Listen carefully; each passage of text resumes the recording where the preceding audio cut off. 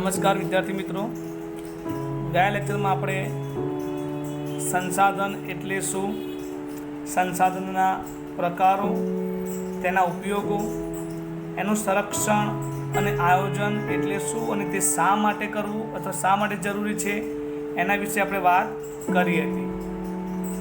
હવે આજે આપણે વાત કરીએ છીએ જમીન નિર્માણની.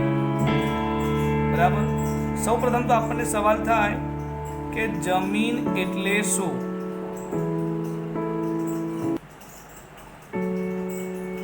તો સામાન્ય શબ્દોમાં કહીએ તો જમીન એટલે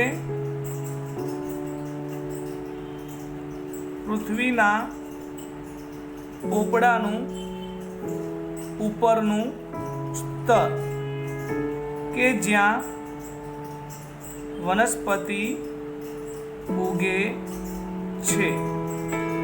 બરાબર. જમીન એટલે કે પૃથ્વીના પોપડાનું જે ઉપરનું પડ છે, સ્તર એટલે કે ઉપરનું પડ જે છે કે જ્યાં વનસ્પતિ ઉગે છે એને આપણે સામાન્ય શબ્દોમાં જમીન કહીએ છીએ. બરાબર. હવે આપણે સવાલ એ થાય કે જમીનનું નિર્માણ કેવી રીતે થયું છે. જમીન નિર્માણની પ્રક્રિયા. તો જો જમીન નિર્માણની પ્રક્રિયામાં અગત્યનો ભાગ ભજવતા કેટલાક તત્વો છે એમાં વાત કરીએ તો આપણે હિમ એટલે કે બરફ, વર્ષા એટલે કે વરસાદ, તાપમાન અથવા તો આબોહવા, વનસ્પતિ અને સૂર્યપ્રકાશ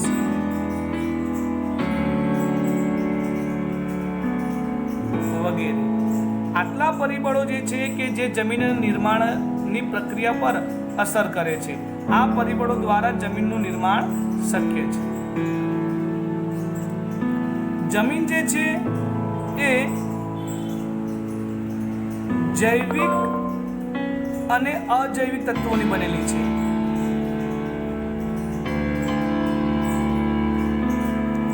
સૌપ્રથમ અજૈવિક તત્વો એટલે કે ખડકોમાંથી તેનું નિર્માણ થાય છે, પછી તેમાં જૈવિક તત્વો ભળે છે અને છેલ્લે જે મળે છે એને આપણે જમીન કહીએ છીએ. ચાલો વાત કરીએ કે જમીનનું નિર્માણ થયું કેવી રીતે. તો પૃથ્વી સપાટી પર પહેલા તો મોટા મોટા આવા ખડકો હતા. હવે આ ખડકો જે છે એનું શું થતું ગયું? ખવાણ થયું. આ શું છે? ખડકો છે.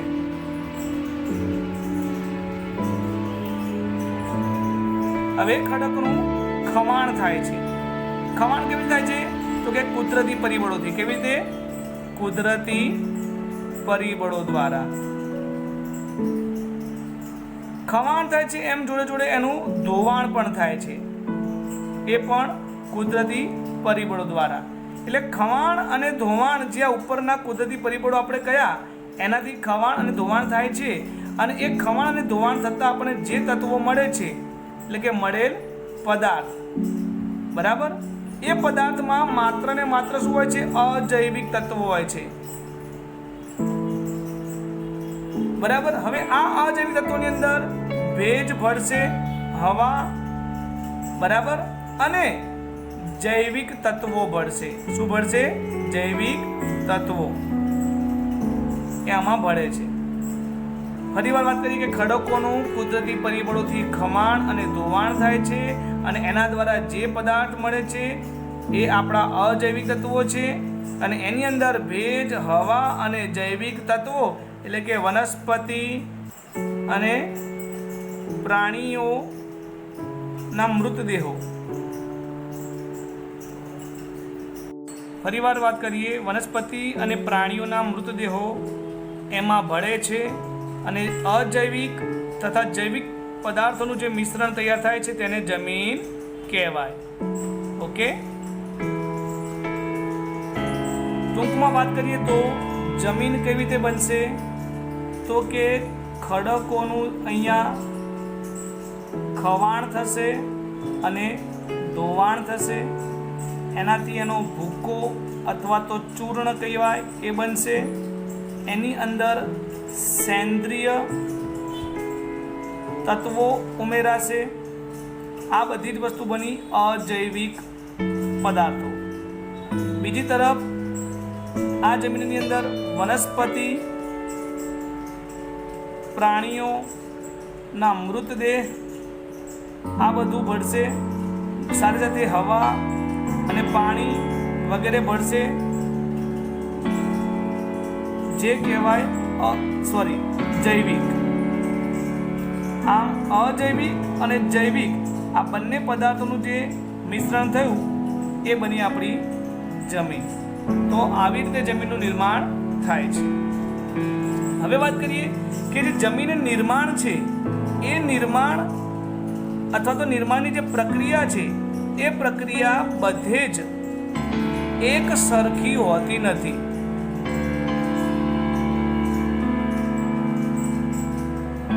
જમીન નિર્માણની પ્રક્રિયામાં અગત્યના ભાગ ભજવતા પરિબળો આપણે વાત કરી હતી, એમાં એક છે આબોહવા. હવે બધી જગ્યાએ આબોહવા અલગ અલગ છે તો જમીન નિર્માણ પણ અલગ અલગ હશે. બરાબર. બીજું છે સમયગાળો. બરાબર, કે સમયગાળો જમીન નિર્માણ પાછળ કેટલો ગયો છે એના આધારે જમીનનું નિર્માણ થાય છે. જમીનના જે કણ છે એનો રંગ છે આ બધી જગ્યાએ સરખું નથી હોતું. એની જે ફળદ્રુપતા છે એ પણ બધી જગ્યાએ સરખી હોતી નથી. ઓકે.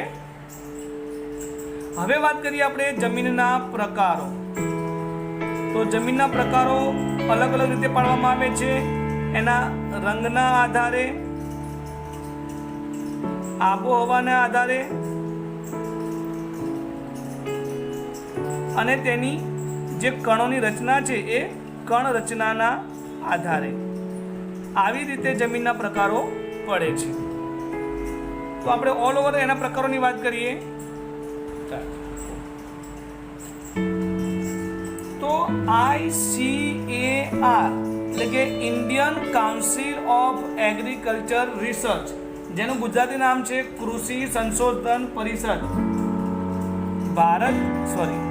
ભારતીય કૃષિ સંશોધન પરિષદ એટલે કે Indian council of agriculture research. હવે એના જણાવ્યા પ્રમાણે જમીનના કુલ 8 પ્રકાર પડે. કેટલા પ્રકાર પડે છે? કુલ 8 પ્રકારો પડે છે. પહેલો છે એમાં કાપની જમીન, બીજો છે રાતી અથવા તો લાલ જમીન, ત્રીજો છે કાળી જમીન એટલે કે બ્લેક સોઇલ, ચોથો પ્રકાર છે લેટેરાઇટ જમીન, પાંચમો છે રણ પ્રકારની જમીન,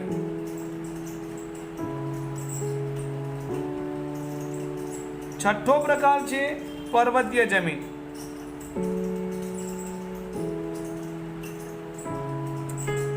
સાતમો છે જંગલ પ્રકારની જમીન અને આઠમો પ્રકાર છે દલદલ કે પીટ પ્રકારની, દલદલ કે પીટ પ્રકારની જમીન. તો કુલ આમ 8 પ્રકાર પડે છે. કાપની, રાતી, કાળી, લેટેરાઇટ, રણ પ્રકારની, પર્વતીય, જંગલ પ્રકારની, દલદલ કે પીટ. હવે આપણે આ દરેક પ્રકારો વિશે વિગતે સમજીશું. પહેલા વાત કરીશું આપણે કાપની જમીનની.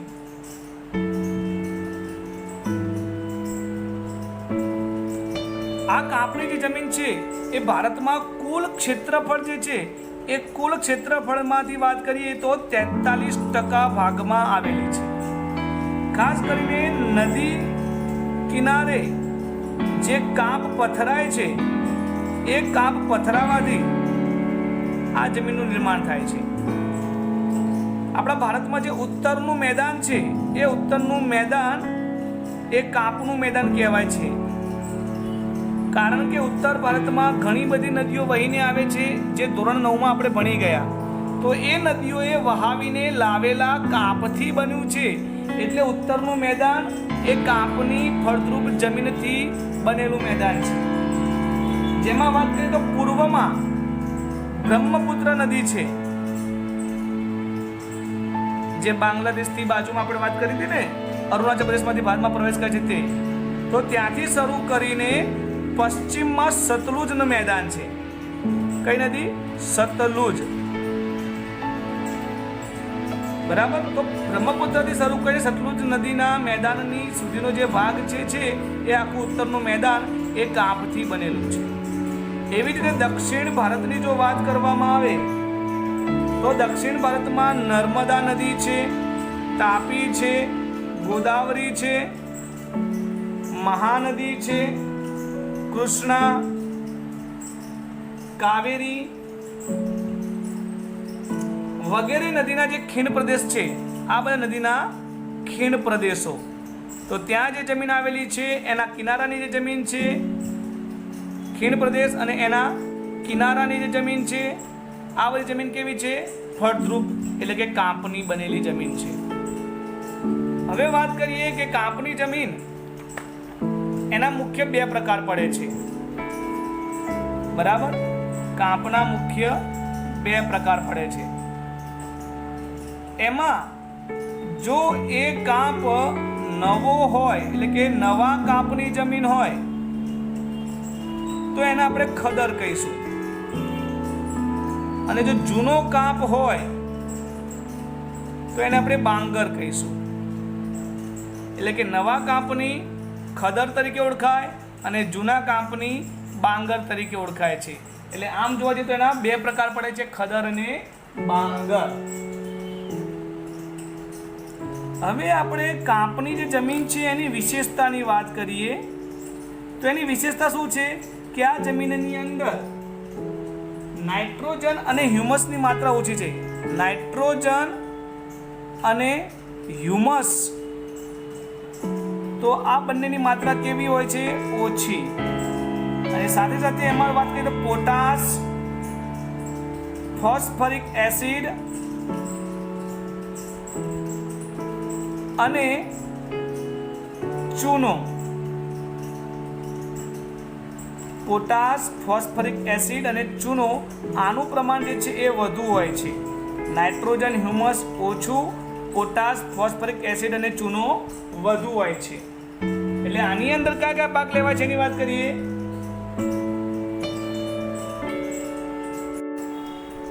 ઘઉં, ચોખા, શેરડી, શણ, કપાસ અને તેલીબિયાં. તો આટલા પાક એમાં લઈ શકાય છે. હવે વાત કરીએ આપણે રાતી જમીન.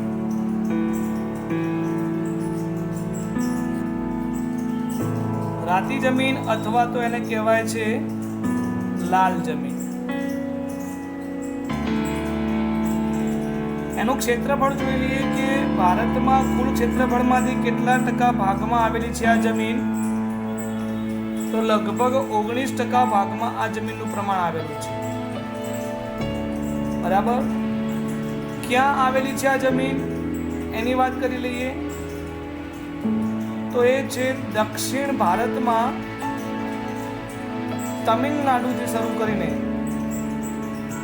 તમિલનાડુ ત્યાંથી શરૂ કરીને ઉત્તર ભારતમાં જે બુંદેલખંડ આવેલો છે ત્યાં સુધી અને પૂર્વ ભારતમાં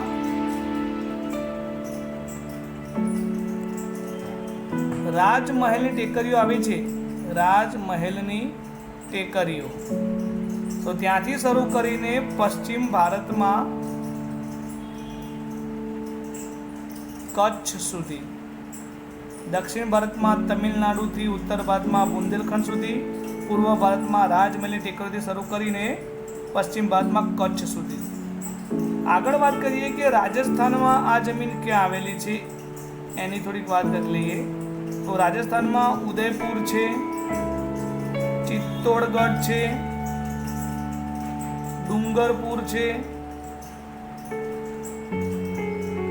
બાંસવાડા છે અને ભીલવાડા છે. આટલા જિલ્લાઓમાં આ જમીન જોવા મળે છે. પછી વાત કરીએ કે એનો રંગ જે છે એ લાલ કેમ છે? રંગ લાલ શા માટે? એનું એક કારણ છે કે આ જમીનની અંદર ફેરિક ઓક્સાઇડ નામનું તત્વ છે. ફેરિક ઓક્સાઇડની જે હાજરી છે એના કારણે આનો રંગ જે છે લાલ અથવા રાતો દેખાય છે. પછી વાત કે ઉણપ શેની છે આ જમીનની અંદર, તો આ જમીનમાં વાત કરીએ તો મેગ્નેશિયમ નથી, એટલે કે મેગ્નેશિયમ. બીજું છે ફોસ્ફેટ નથી. ત્રીજું છે નાઇટ્રોજન નથી.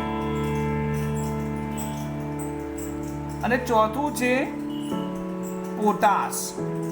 આટલી વસ્તુની ઉણપ જોવા મળે છે, જેના લીધે આ જમીનમાં કયા કયા પાક લઈ શકાય એની પણ વાત કરી લઈએ. તો આ જમીનની અંદર મોટા ભાગે બાજરી ઉગે છે, કપાસ, ઘઉં, જુવાર, અળસી, મગફળી અને બટાકા આવા પાક લઈ શકાય છે. હવે વાત કરીએ નેક્સ્ટ, ત્રીજો પ્રકાર છે કાળી જમીન. આ કાળી જમીન જે છે એ ઘણી જગ્યાએ રેગુર તરીકે પણ ઓળખાય છે. શું કહેવાય છે એને? રેગુર તરીકે ઓળખાય છે. એનું જે ક્ષેત્રફળ છે એ ક્ષેત્રફળ કુલ વિસ્તારના 15% ભાગમાં કાળી જમીન આવેલી છે. અને એનો જે ઉદ્ભવ છે એ ઉદ્ભવ ક્યાંથી થયો છે? તો કે દક્ષિણ ભારતમાં, એટલે કે દખ્ખણના જે લાવા પથ્થર હતો, દખ્ખણના લાવા પથરાવવાથી ભારતમાં જમીન ક્યાં આવેલી છે? તો ભારતમાં આ જમીન છે મધ્યપ્રદેશમાં, મહારાષ્ટ્રમાં, કર્ણાટકમાં વગેરે. મધ્યપ્રદેશ, મહારાષ્ટ્ર અને કર્ણાટક વગેરે રાજ્યમાં આ જમીન આવેલી છે. હવે બીજી એની વિશેષતાની વાત કરીએ તો એની વિશેષતા એ છે કે આ જમીનમાં ભેજ જે છે એ ભેજ લાંબો સમય સુધી સંગ્રહ કરવાની ક્ષમતા હોય છે. બીજું કે ભેજના કારણે શું થાય છે? એ જમીન ચીકણી બને છે. ચીકણી હોવાથી ચોમાસામાં ખેતી કરવી કેવી બને છે? મુશ્કેલ. બીજું એની અંદર કસ વધારે હોય છે, એટલે કે કસદાર છે.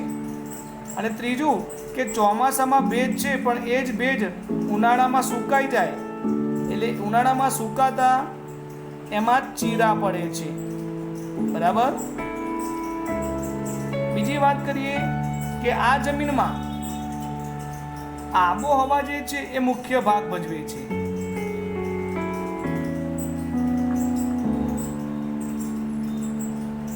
બીજું કે આ જમીનની અંદર લોહ તત્વ, એટલે કે લોહ, ચૂનો, કેલ્શિયમ, પોટાશ, એલ્યુમિનિયમ અને મેગ્નેશિયમ કાર્બોનેટ એનું પ્રમાણ વધારે જોવા મળે છે. બરાબર. ફરીવાર લોહ, ચૂનો, કેલ્શિયમ, પોટાશ, એલ્યુમિનિયમ અને મેગ્નેશિયમ કાર્બોનેટનું પ્રમાણ જે છે એ આ જમીનમાં વધારે જોવા મળે છે. હવે આ જમીન કપાસના પાકને વધુ માફક આવે છે. કપાસને વધુ માફક, એટલા માટે આ જમીનને કહેવાય છે કપાસની કાળી જમીન.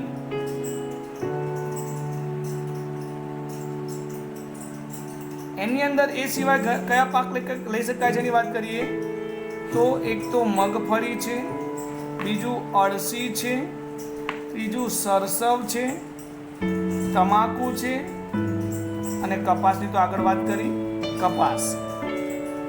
ઓકે. નેક્સ્ટ વાત કરીએ આપણે ચોથો પ્રકાર, પડખાઉ જમીન.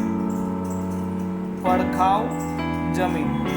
હવે તમને એમ થાય કે સાહેબ પ્રકારમાં તમે પડખાવ તો ક્યાં લખાય નહોતું, તો લેટેરાઇટ જમીન એ જ પડખાવ.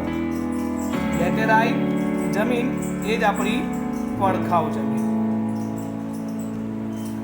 હવે આ જમીનમાં જે લેટેરાઇટ શબ્દ છે એકચ્યુઅલમાં શું છે? જે લેટિન ભાષાનો શબ્દ છે એ લેટિન ભાષાનો શબ્દ લેટર એના ઉપરથી આવ્યો છે, અને લેટર એટલે શું થાય છે? ઈંટ. એના પરથી લેટરાઇટ શબ્દ આવ્યો છે. હવે આની અંદર શું છે કે લાલ રંગ જે છે એ લો ઓક્સાઇડના કારણે હોય છે. એમાં લાલ રંગ ખરો, પણ શેના કારણે? તો કે લોહ ઓક્સાઇડના કારણે.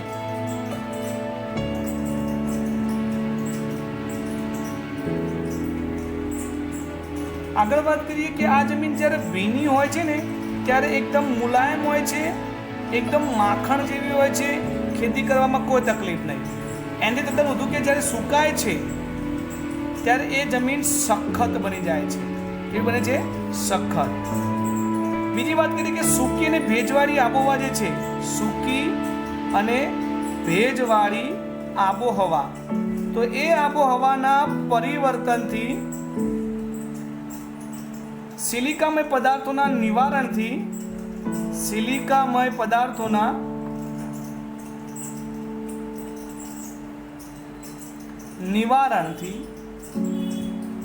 આ જમીનનું નિર્માણ થયું છે. બે વસ્તુ છે, એક સૂકી અને ભેજવાળી આબોહવાનું પરિવર્તન, સિલિકામય પદાર્થોનું નિવારણ. આ બંને પરિસ્થિતિથી એનું નિર્માણ થયું છે. વાત કરીએ કે આ જમીન ક્યાં જોવા મળે છે, તો દ્વીપકલ્પીય ઉચ્ચ પ્રદેશના નીચાણવાળા ભાગોમાં. ક્યાં જોવા મળે છે? દ્વીપકલ્પીય ઉચ્ચ પ્રદેશ જે આવેલા છે એ ઉચ્ચ પ્રદેશોના નીચાણવાળા ભાગમાં. આ જમીનમાં વિશેષતા શું છે એની વાત કરી લઈએ તો એની વિશેષતા એ છે કે લોહ તત્વ, પોટાશ અને એલ્યુમિનિયમ વધુ જોવા મળે. લોહ તત્વ, પોટાશ અને એલ્યુમિનિયમ